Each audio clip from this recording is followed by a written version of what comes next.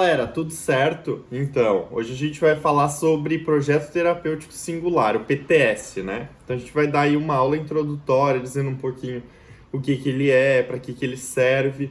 Então, desde já, né, o PTS ele é uma ferramenta, né? Por que ele é uma ferramenta? Ele é uma ferramenta de auxílio nos diversos serviços de saúde.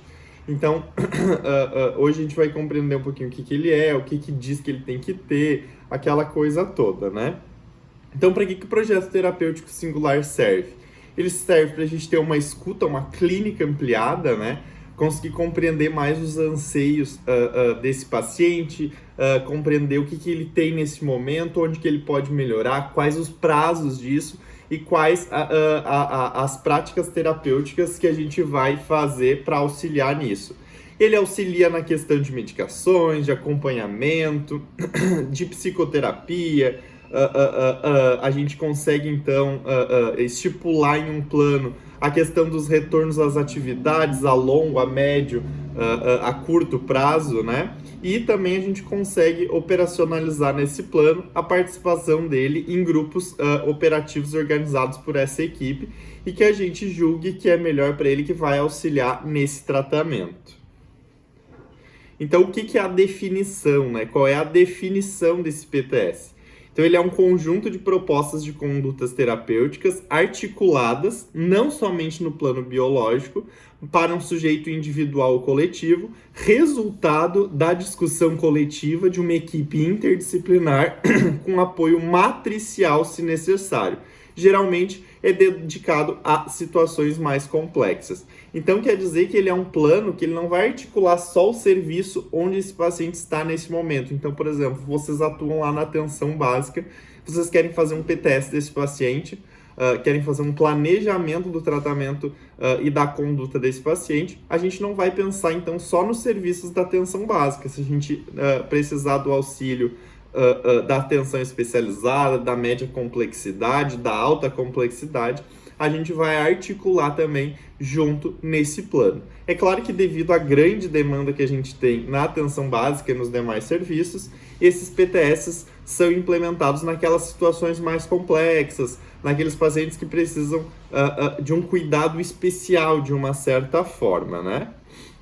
E ele é composto, então, por 5 momentos. E quais são esses momentos? É o diagnóstico, a definição dos objetivos, a distribuição das tarefas e o prazo de cada uma delas, coordenação e negociação e a reavaliação, né? Então, esse paciente precisa estar em constante reavaliação e agora a gente vai ver o que significa, né? E o que a gente precisa tomar cuidado em cada um desses momentos. No diagnóstico, a gente vai ver, então, quais são as vulnerabilidades e as potencialidades desse paciente. Então, a gente vai fazer uma avaliação orgânica, psicológica e social, onde a gente tem, né, a gente vai tentar captar como o sujeito, né, se produz diante de forças mais internas, aquelas forças particulares dele, como as doenças, os desejos e os interesses, e forças mais externas, ou seja, universais, em que contexto de trabalho, de cultura, de família, esse sujeito está inserido. Ou seja, a gente vai tentar entender o que esse sujeito faz de tudo que fizeram dele, basicamente, né? Então a gente vai ver ele como um todo, como um ser integral, vai ver no que ele tem fragilidades, né? Quais são as fragilidades desse sujeito, como que ele não adere a determinados tratamentos, por que ele não adere, o que a gente, né, pode potencializar para que ele faça adesão a esse tratamento. Quais são os diagnósticos deles, os CIDs, né? Qual é o CID desse paciente, o que ele tem, e aí a gente vai, então, começar a definir esse diagnóstico. A partir desse diagnóstico estabelecido, com uma conversa multidisciplinar, né? Então, com esse diálogo entre as profissões, a gente vai definir quais são esses objetivos. E o que são esses objetivos, então, né?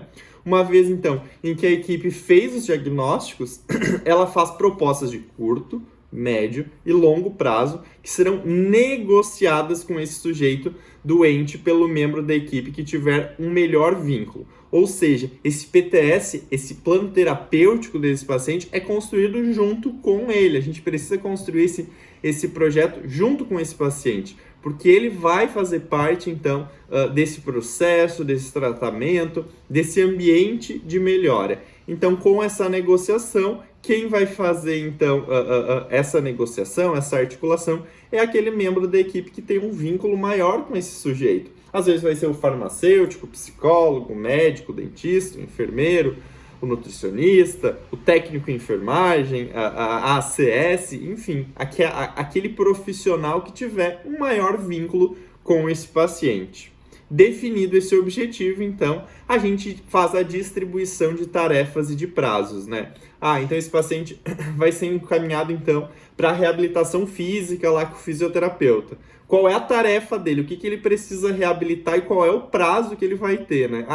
O fisioterapeuta vai dizer que ele vai precisar fazer uma reabilitação, então, de 6 meses, de 1 ano, de 3 meses, de 1 mês, de 10 sessões, como que isso vai funcionar. Então, isso precisa estar delimitado e com clareza dentro desse PTS, inclusive com datas, com qual é o profissional responsável. É um plano, é um projeto, né? Então, a gente precisa delimitar essas tarefas e esses prazos para esse paciente. Posteriormente a isso, a gente vai fazer, então, essa coordenação e essa negociação com esse sujeito. Então, um dos grandes desafios de fazer essa clínica, ampliada com os usuários, é realmente fazer essa articulação, essa negociação com esse sujeito. Porque a gente, como a gente já falou em outros momentos, o profissional de saúde tende a ter a síndrome de Deus, de entender que ele acha o que é o melhor para aquele paciente, né? E muitas vezes não é o que o paciente compreende que seja o melhor para ele. Então, talvez este aí seja um dos nós críticos que a gente tem, uma das dificuldades maiores nesse PTS. Então, nessa etapa de coordenação e negociação, é bastante importante que a gente olhe com bastante carinho. Então, é importante decidir quem será o profissional de referência, né? Então, esse negociador precisa ser também, não necessariamente, mas preferencialmente, o coordenador desse plano, né? É ele que vai... o fisioterapeuta lá disse que iam ser 10 sessões, já tá lá na 15ª, por que não reabilitou bem? Então, ele precisa fazer essa coordenação, né? E também esse coordenador que vai fazer, então, essa negociação de propostas que a equipe pensou junto com o paciente. E o processo de avaliação e reavaliação, ele é contínuo, ele não deve ser feito apenas ao final desse plano, desse projeto. Ele precisa ser uma linha contínua, né? Ele precisa estar sempre ali ligadinho nisso. Então é importante exercitar a capacidade de perceber os limites dos diversos saberes estruturados diante dessa singularidade desse sujeito, avaliar os filtros teóricos na conversa com o paciente. Então, tentar evitar esse diálogo tecnocrata, então levar esse diálogo o mais próximo possível daquela compreensão desse paciente e perceber quais temas a equipe teve dificuldade de conversar, né? É importante, não conseguiu dialogar muitas vezes porque esse paciente, então, por exemplo, não está aderindo lá ao tratamento de HIV/AIDS, por exemplo, e essa equipe está tendo dificuldade de dialogar com esse paciente. Então é importante sempre ter esse cuidado. É importante ainda autorizar-se a fazer críticas no grupo de forma construtiva, lidar com esses poderes da equipe. Então, em alguns momentos, um profissional não vai concordar com o outro, mas por que não está concordando? Então, a gente precisa fazer essa crítica e essa autocrítica, muitas vezes, autorizar-se a lidar com intensificação, paixão, com saber profissional de forma crítica, né? E autorizar-se também a pensar novas possibilidades e caminhos para essa intervenção que muitas vezes não está lá dando muito certo. E aí a gente entra nessa diferença, né, entre o plano terapêutico tradicional e o plano terapêutico singular. O plano terapêutico singular é aquele médico centrado, onde a gente está acostumado, né, que é o que realmente hoje acontece nos serviços de saúde, onde, né, o médico é o centro dessa equipe e ele que distribui as tarefas, ele que diz que ele precisa passar por uma consulta de enfermagem, que ele vai passar lá na farmácia, ou ele vai fazer os exames laboratoriais, ou ele vai passar pelos fisioterapeutas, e já esse PTS, ele retira, né, esse médico, essa conduta médico-centrada e coloca o usuário no centro dessa articulação, no centro desse tratamento. É ele quem é o centro, né? E os profissionais, então, rodam em volta dele, né? Para que esse usuário seja usuário centrado, né? Então, o PTS é um plano usuário centrado e não médico centrado. Essa talvez seja a maior diferença entre tudo isso. Mas como que eu faço para organizar esse PTS, né?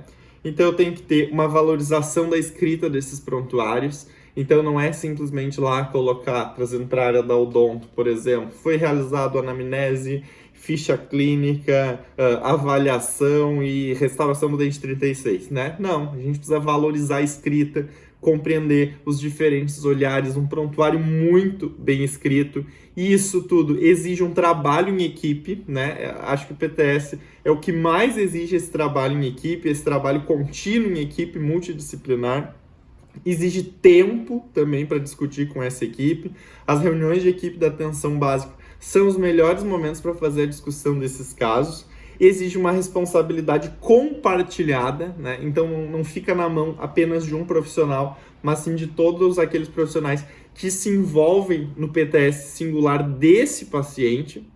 Além disso, exige uma postura proativa dessa equipe, né? Então a gente precisa, dentro desses serviços, criar uma agenda para discussão em equipe, uma construção compartilhada, uma participação do usuário nessas decisões e considerar as necessidades explícitas e implícitas, né? Às vezes a gente não consegue compreender a necessidade desse paciente com uma primeiro olhar, uma primeira escuta, a gente precisa então ir a fundo para tudo isso. E para cada informação colhida, então, a gente tem que ter ações que contribuam para o cuidado desse paciente. E a articulação dos recursos do território, ou não só os recursos desse território, mas os recursos que a gente tem disponíveis na rede de atenção à saúde para a criação desses novos caminhos, né?